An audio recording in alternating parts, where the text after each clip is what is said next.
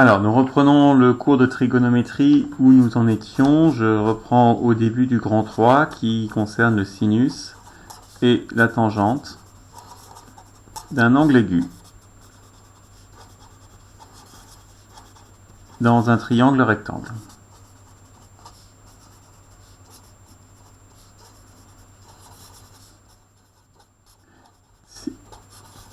Sinus et tangente d'un angle aigu dans un triangle rectangle.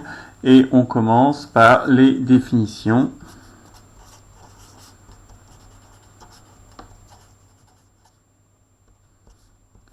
Le principe est que nous allons en fait utiliser dans n'importe quel triangle rectangle, ici A, B, C, rectangle en A, nous allons en fait utiliser une relation trigonométrique qui change et qui permet, par exemple, si je regarde l'angle B, d'utiliser le côté opposé et l'hypoténuse. Ça, ce sera notre sinus. Donc, la définition, dans un triangle rectangle,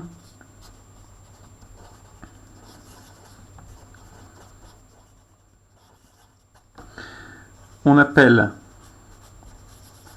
sinus, S-I-N-U-S, d'un angle aigu.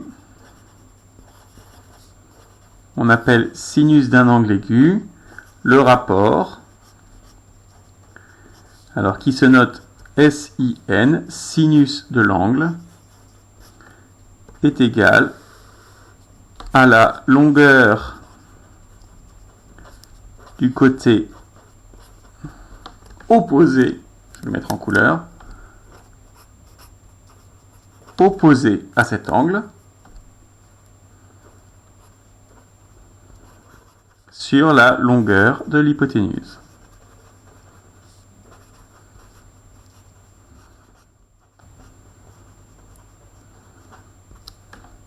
Donc le sinus, ce sera côté opposé sur hypoténuse. Et de la même façon, on appelle tangente, T-A-N-G-E-N-T-E, d'un angle aigu, le rapport, qui lui se note là aussi par les trois premières lettres, c'est-à-dire T-A-N, tangente de l'angle, c'est un rapport, et là on choisit le côté opposé sur le côté adjacent. Longueur du côté opposé à cet angle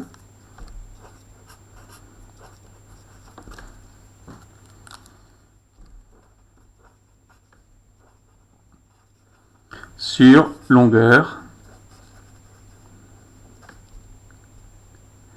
du côté adjacent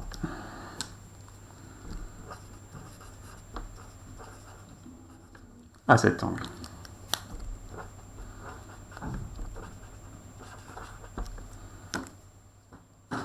Voilà, alors heureusement, puisqu'il y a trois formules et il faut bien les distinguer, on a une formule dite mnémotechnique,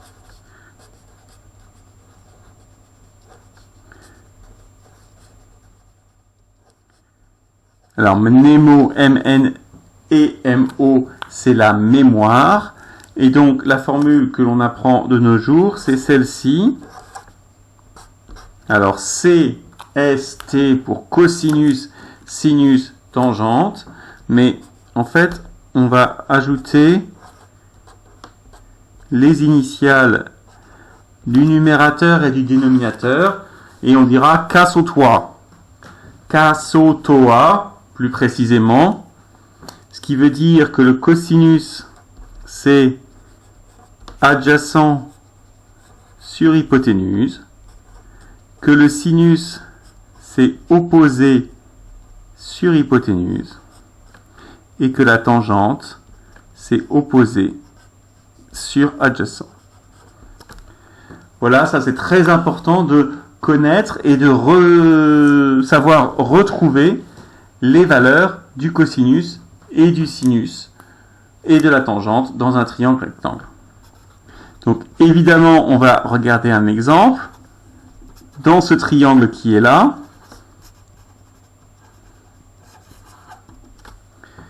bien, on va pouvoir parler du sinus de l'angle. Alors, je l'ai en orange, c'est l'angle ABC. On va en profiter pour parler aussi du cosinus de cet angle et de la tangente de cet angle. ABC, ABC. Et on va aussi parler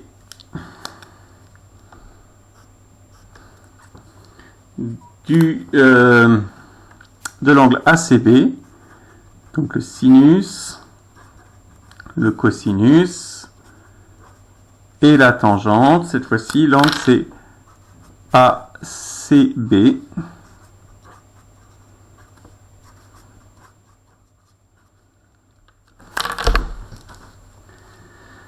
Alors, on va chercher les formules. Pardon, j'essaie de régler un peu, je vois que c'est pas terrible.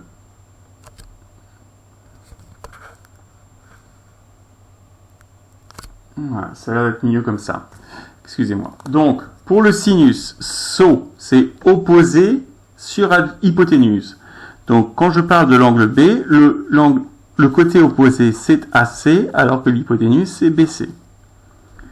Le cosinus de l'angle B, c'est son côté adjacent, AB, sur l'hypoténuse qui est toujours BC. Et enfin, la tangente, c'est opposé, AC, sur adjacent, AB. Pour l'angle vert, l'angle ACB, le sinus, c'est opposé, c'est-à-dire AB sur hypoténuse, BC, AB sur BC. Pour le cosinus, c'est adjacent, c'est-à-dire AC sur BC. Et la tangente, c'est opposé AB sur adjacent AC. Avoir calculé toutes ces valeurs dans un même triangle rectangle nous fait remarquer plusieurs choses. D'abord, le cosinus de l'angle orange est égal au sinus de l'angle vert. Et de la même façon, alors ce n'est pas des produits en croix, hein, c'est juste des flèches, le sinus de l'angle orange est égal au cosinus de l'angle vert. Ça, c'est lié au fait que les deux angles aigus dans un triangle rectangle sont complémentaires, et donc on a une propriété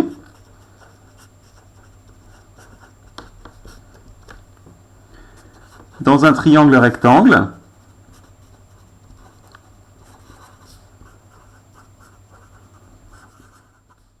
Le sinus d'un angle aigu est égal au cosinus de l'autre angle aigu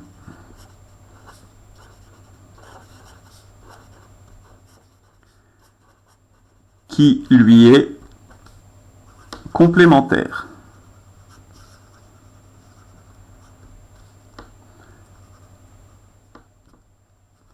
Excusez-moi, j'ai pas réussi à écrire complémentaire correctement jusqu'au bout. Dans un triangle rectangle, le sinus d'un angle aigu est égal au cosinus de l'autre angle aigu qui lui est complémentaire. Il y a une chose qu'on peut remarquer, je ne vais pas le faire écrire dans le cours, mais entre ces deux tangentes, en fait, on voit que les tangentes sont inversées, donc en fait, ces deux tangentes sont inverses l'une de l'autre. Et ça, on ne va pas écrire dans le cours. Voilà pour les premières propriétés du sinus, du sinus et de la tangente. Et il y a aussi deux autres propriétés qui sont tirées de celles qu'on avait vues sur le cosinus. À savoir, je vous rappelle, on avait dit que le cosinus était forcément compris entre 0 et 1.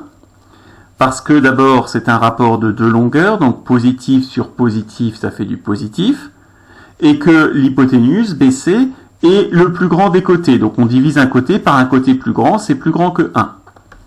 Mais puisque le cosinus d'un angle, c'est le sinus d'un autre, le sinus va avoir les mêmes propriétés. Donc on a aussi cette propriété-là, propriété, le sinus d'un angle aigu le sinus d'un angle aigu est une valeur sans unité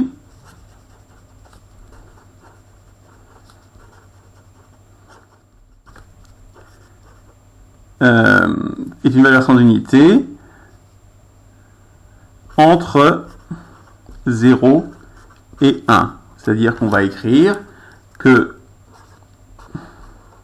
le sinus d'un angle aigu est strictement compris entre 0 et 1. Dernière propriété là-dessus, pour la tangente. Alors pour la tangente, on n'a pas la même chose. Pourquoi? Parce que la tangente, d'abord, on voit que les deux tangentes sont inverses l'une de l'autre, donc forcément, on ne peut pas avoir toujours quelque chose qui est plus petit que 1. L'inverse d'un nombre qui est plus grand que 1 est plus petit que 1. D'autre part, dans un triangle rectangle, on ne sait pas forcément lequel, entre le côté adjacent et le côté opposé, va être le plus grand.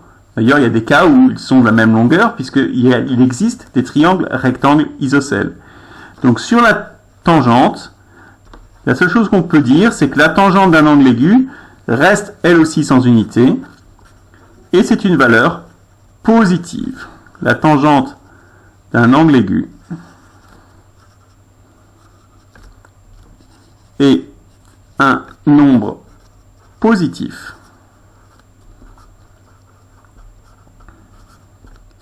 qui n'a pas d'unité.